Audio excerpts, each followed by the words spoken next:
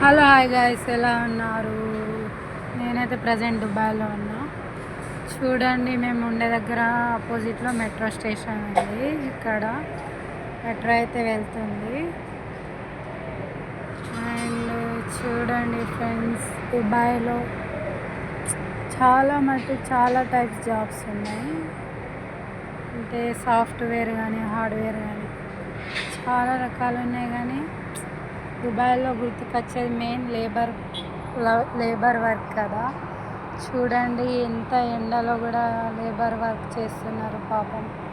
అసలు వీళ్ళంతా మన ఇండియన్సే అని నాకు బాధగా ఉంది.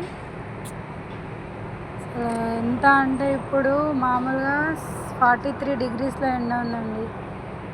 ఆ ఎండలో వర్క్ చేస్తున్నారు. స్టిల్ ఎండలో నిల్చొని మళ్ళీ వాళ్ళకి డే మొత్తం వర్క్ ఉంటుంది.